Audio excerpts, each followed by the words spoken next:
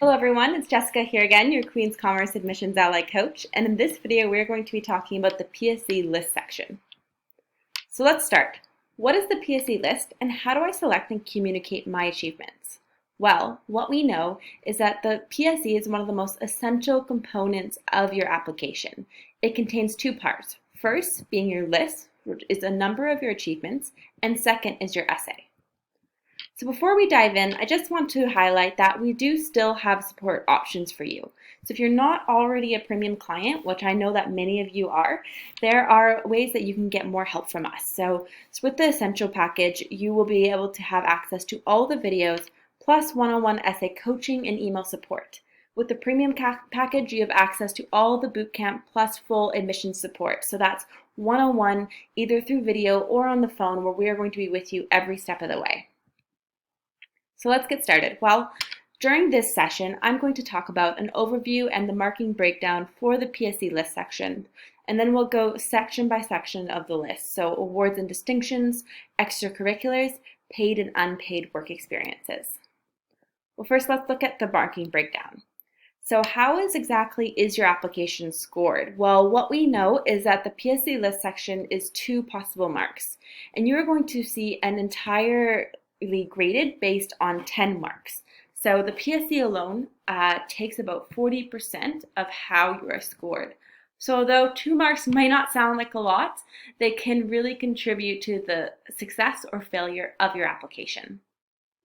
So let's break down exactly what are the lists. So the list is going to be an opportunity for you to share 15 examples of where you have done very strongly. So you'll have 5 examples for awards, 5 for extracurriculars, and 5 for paid or unpaid work experience. The essay is going to be an opportunity for you to share 1 example where you've made the biggest impact. You'll also hear us a lot talking about the essays. Don't worry about this for now. This will come at a later stage and we'll let you know once those are available. But now that it's October 1st, at the time that I'm making this video, we know that the applications are launched and you can start working on the components of your PSE. So here's exactly how the PSE list is scoring. So when you're creating your examples, make sure that you're going back to this and really looking at what does that mean? Is this a good example? Does this meet the rubric when the admissions person is going to be looking at my application? So in order to get extraordinary marks, you'll need to make sure that you're including intentionally purposeful activities. So what do we mean by intentionally purposeful?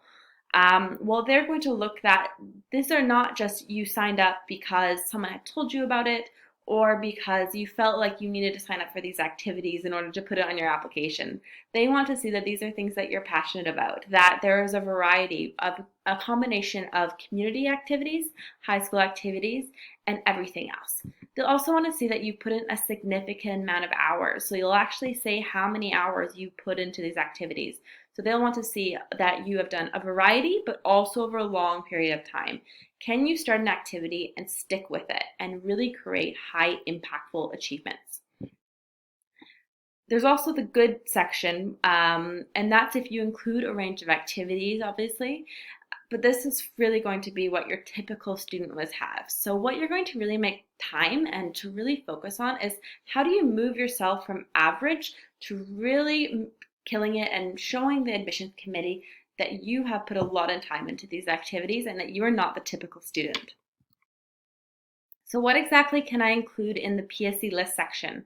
Well, what we know is that you can include 5 awards. And when you hear awards, don't get scared. This doesn't need to be an official competition that you've entered. There's a lot of ways in which you can be creative to show your achievements. There's also 5 extracurriculars and 5 paid and unpaid work experiences. All of these awards need to show that it's within the past 4 years. This may mean if you've gone beyond that, as long as you have continued to work on these activities throughout the time, that's great as well. And you want to list your most recent activities first in each category. And you'll have 200 characters to explain what exactly you did, what was the context, and what was the impact. So I wanted to point out now, if honestly, let's take a moment, go to below this video and pull up this spreadsheet. And what you'll see is under first My Stuff, this will be an opportunity for you to fill in what your activities are, but then click examples. So we have included here about 15 examples that you can look at to gain context of what does a good example look like. So you can see under here for paid and unpaid work, for the example, we've really broken it down. Please do not use these as your own examples. You need to be creative and make sure that you're really crafting a statement that is your own and best represents you. So let's go step by step.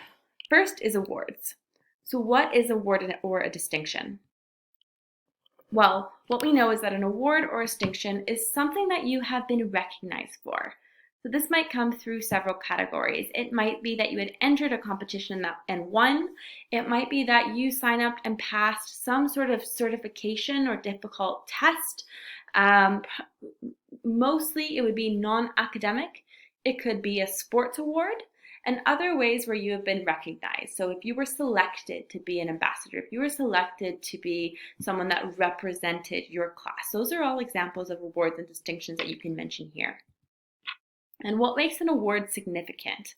So I want you to take some time to really question and think about when you're choosing what awards are you going to highlight here. So you want to see, did this take a high level of commitment? Did you dedicate time and practice into achieving this award?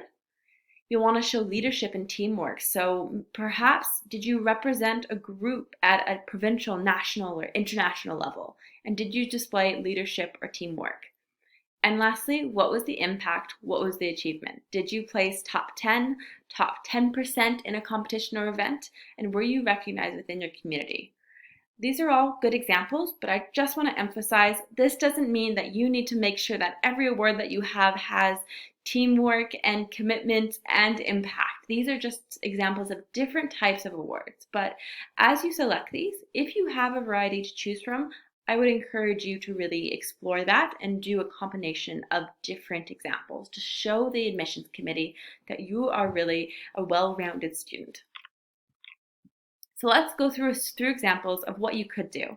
So one example here is a certification. So this is a non-traditional award that you might have not expected. So this person has said that they had a Google Ads certification.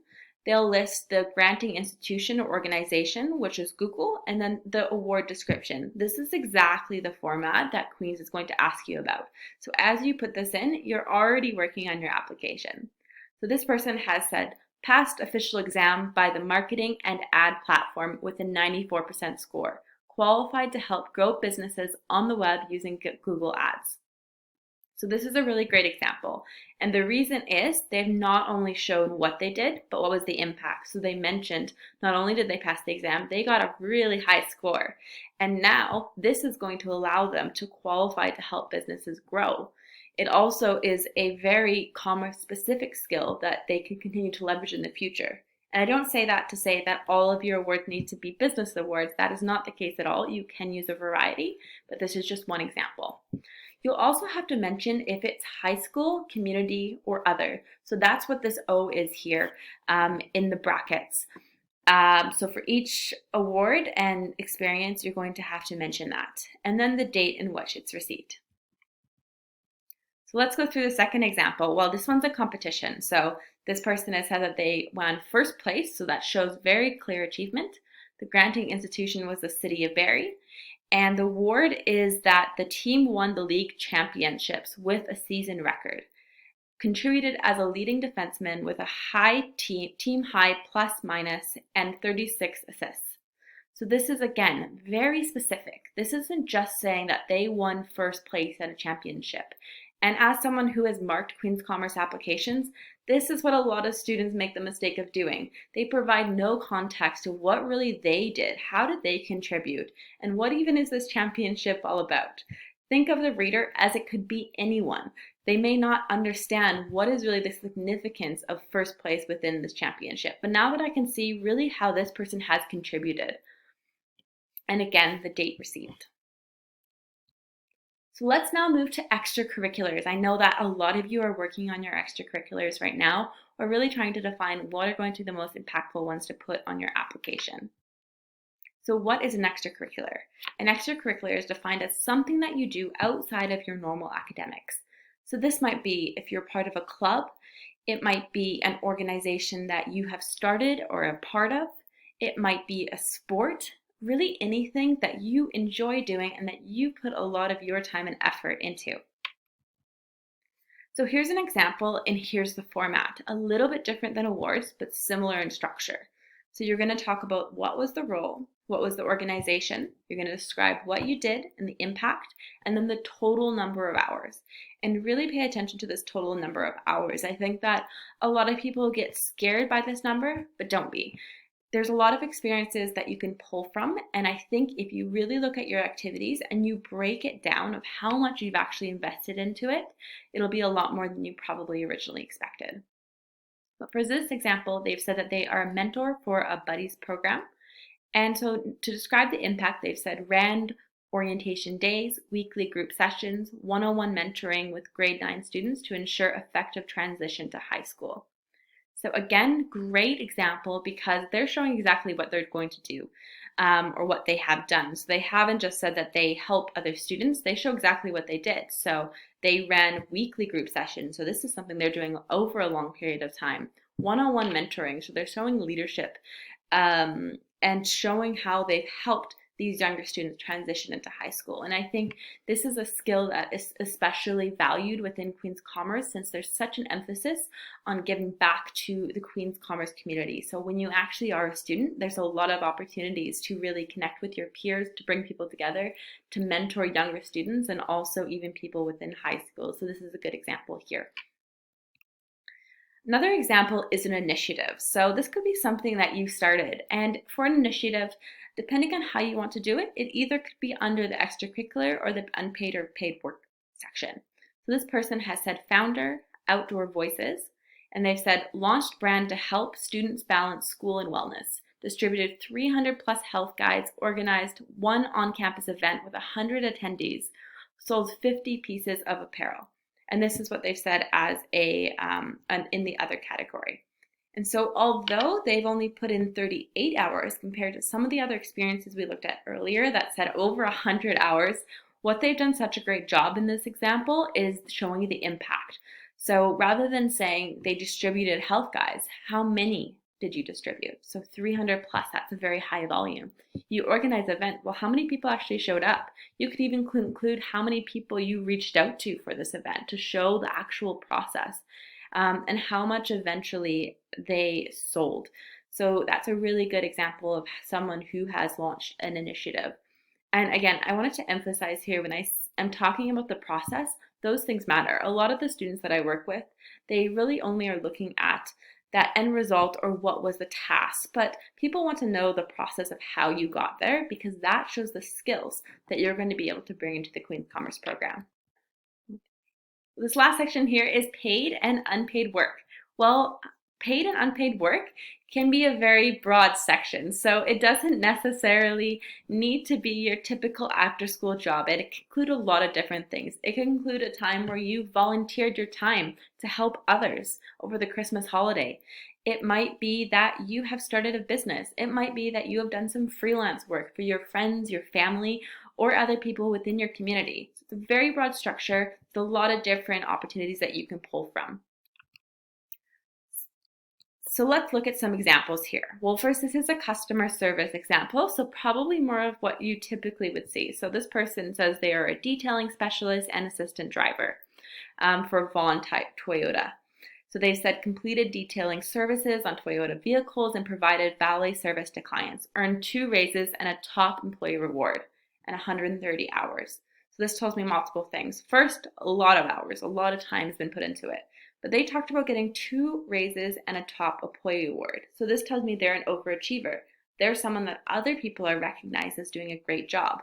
That's really what you want to get to. You want to go beyond that. You just accepted this job, you did what you were told, but you were recognized. Your boss said, wow, this person is really great. I want to invest more into them. This is another example of someone very different. So this is more of a coaching example. So this role is assistant coach, North Vancouver Hockey Association. So this is a volunteer role for a minor novice hockey team, leading practices and drills to improve overall performance. And again, a significant number of hours. And this is showing me a lot of mentorship, a lot of leadership, skills and that they had put into. So there's a lot of different ways that you can structure this section. But I know that a lot of you have questions about exactly what can be considered paid and unpaid work experience, but just please remember, you can be creative here. You can pull from new examples. And there's a lot that you can continue to explore. And I know especially during this time of COVID, you have a lot of questions. It's a challenging year. I understand with a lot of extracurriculars being canceled, perhaps the job you thought you had no longer exists, but that's okay. There are still opportunities that you can explore within a virtual or in-person setting. So if you do want that support, please feel free to contact us and we can talk to you further about what is offered on that essential package and that premium package so we can really make sure that you're creating an exceptional list section. Thanks so much.